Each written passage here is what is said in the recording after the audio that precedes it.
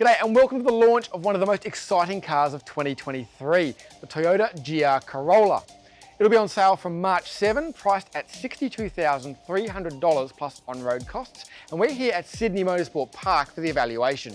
I really want to make this video all about the driving, but first I'll quickly run you through the technical details inside and out, and then we'll get into it. Before that, please give the video a like, subscribe to the Car Sales channel, and leave us a comment with your thoughts on the Corolla GR in the comments below.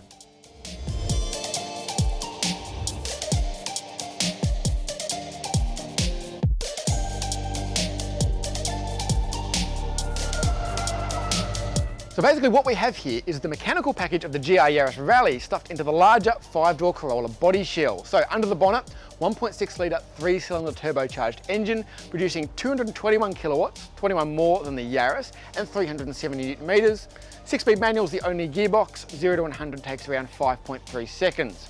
We've got 18-inch wheels all round with these quite sporty Yokohama Advan tyres. They're really quite focused here on the shoulder. Big front brakes, 356mm discs and 4-piston calipers, all-wheel drive standard, and thankfully Toyota has included the Torsen limited slip diffs from the Rallye, front and rear as standard. Obviously the 5-door Corolla body shell is quite a lot bigger than the Yaris and does add a bit of weight. We're looking at about 200 kilograms more than the Yaris, but the benefit is a much more practical car. And now I'm going to cover all the interior stuff as VO so we can get to driving as quickly as possible. Nothing about the GR Corolla's interior is cutting edge, but nor should it elicit too many complaints. It's effectively the same cabin as the current ZR flagship, albeit with a few bespoke GR touches like the manual gearbox, manual handbrake and manually adjustable seats. There's plenty of equipment such as wireless phone charging, heated seats and steering wheel, a digital dash and a head-up display. The infotainment features Android Auto and wireless Apple CarPlay, and there are all the active safety gizmos too. Auto emergency braking, lane keep assist and active cruise control, to name just a few.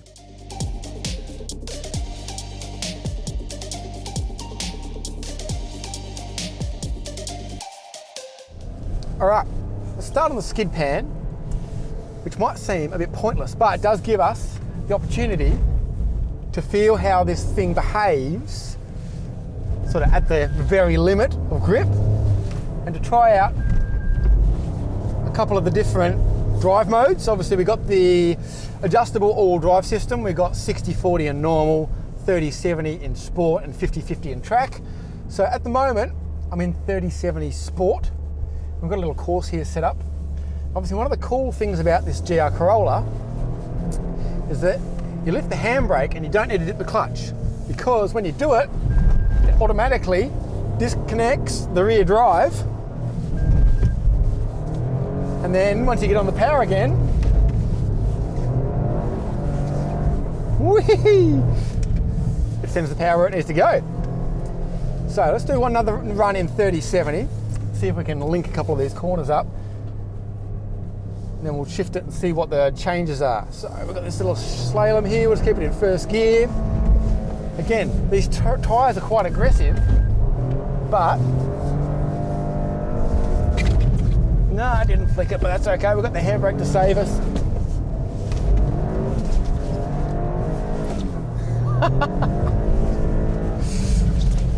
There you go, big slide through the chicane. And this is fun. So 50/50 now. Sends more of the power to the front. And it's a little bit more predictable. There we go. If you give it a big enough flick, you can really get that transition happening. Once it slides, you just nail the throttle and the power goes where it needs to go, and it pulls you out of a slide.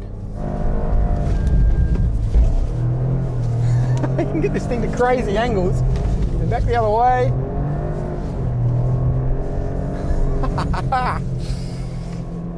Alright, I could do that all day, but let's move on. Alright, so this is the moment of truth. Toyota GR Corolla on track. We can figure out what this thing handles like at the limit, how much fun it is. And not to spoil the surprise, but it's all pretty good news. I'll go through the car bit by bit and tell you how it behaves, what it's doing. We'll start with this remarkable engine. I mean, we're familiar with it from the GR Yaris, and it feels very similar. Obviously, it's probably not quite as quick as the GR Yaris because we've got quite a lot more weight, almost 200 kilograms, but you don't really notice it. Obviously, there's that extra 21 kilowatts, but it's just an amazing piece of kit. Like, it's just got so much response, heaps of power, revs well to 7,000 plus, plenty of torque, a bit of oversteer there. Sounds good too. Like, it's not an augmented sound, it's not synthetic.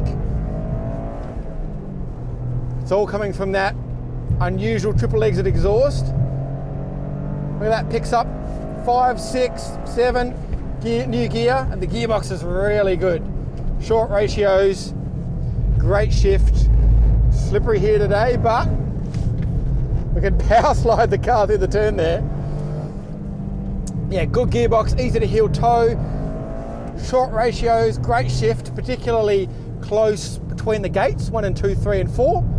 So you've really got to struggle to miss a shift in this thing. As ever though, with a hot hatch, it's all about the handling. And there's more good news, and it starts with this seating position, which is just so much better than the GR Yaris. Whereas that car, you're sort of perched up high and it disconnects you from the car. Whereas this, you're nice and low, got the wheel up high, wheel to my chest, and it just gives you so much more confidence in the car.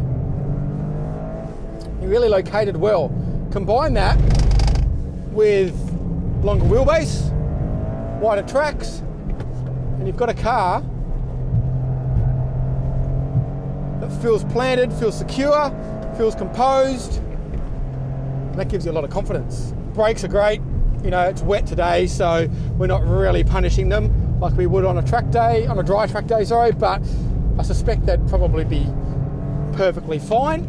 They're the same brakes as the GR Yaris, obviously on a heavier package, but the GR Yaris is over braked really, so they should be more than adequate.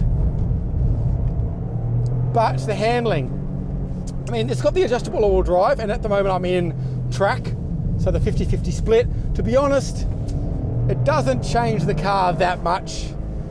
There's a little bit of subtle difference, but like putting it in 30/70 Sport doesn't suddenly turn it into, you know, a 911 turbo in the way it rotates. But even on this slippery track, you've just got so much confidence. You can really feel where the limit is. You can drive it right to that point, and even sort of a little bit beyond, and have the car sliding around a little bit with no dramas whatsoever. Here's this a corner where there is a bit of grip. Look at that, you can get tyre squeal in the wet. These Yokohama Advent tyres look quite aggressive on their shoulders, but they're actually really good in the wet. Clearing the water. There's a bit of sliding around here, but because the track is super slippery, but in general, they're good. And through this slippery section here, it's just fantastic. You can just lean on the car, have a little bit of understeer, a little bit of oversteer, and it supports you so well. This thing is a heap of fun. All right, it wasn't clear that we'd get actually some time to film on the road today, but thankfully we do. So having covered the car's performance capabilities on track and given it a big tick, does it work on the road, or is it too stiff, too focused, and no good?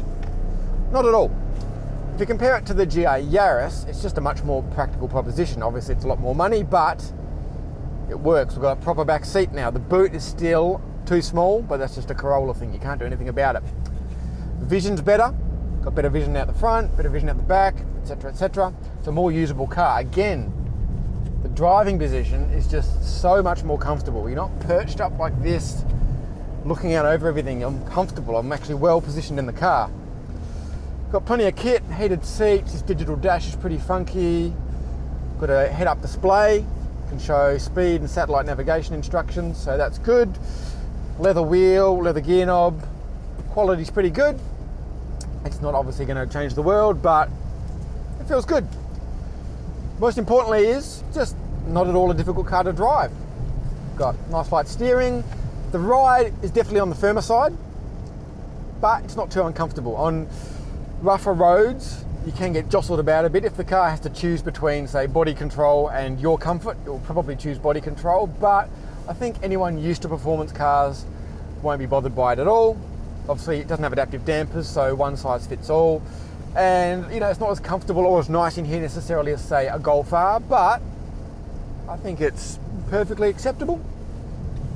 Can get a bit of road noise, as you'd expect again in a car like this, but again, it's not deafening necessarily like, you know, GR86 or a BRZ. It's just something to note. Turn the stereo up a bit more. You know what this car feels like? It feels like a next generation Subaru WRX STi, if they made such a car. Obviously not making one in the current generation WRX, but this is kind of what you'd hope it would feel like. It's got the same sort of attributes, it's in the same lane as WRX STIs of old, but the engine's stronger, it's better equipped, the interior's a bit nicer, the ride's a bit calmer, it's still got all the practicality, it's still got plenty of performance. It's definitely in the same vein, and that's good for Toyota because this car then fills a niche that now no longer exists. It's a bit rawer than a Golf R. It's obviously all-wheel drive, whereas a Civic Type R is only front-wheel drive. It's got another level of performance, maybe cool factor over a Hyundai i30N, although I think the two would be very, very closely matched on pure pace. So Toyota's really hit the nail on the head, I think, with this car. It obviously great to drive, still works as the daily proposition, got plenty of kit, it's got more practicality. It makes a lot more sense to me than the GR Yaris. So, Toyota GR Corolla, big tick. And finally, for the first time in a very, very long time, there's a hot Corolla worth getting excited about. Just where the Toyota GR Corolla sits amongst its contemporaries will take a comparison test or two to really figure out. But it's clear that the current hot hatch crop just gained another very talented contender.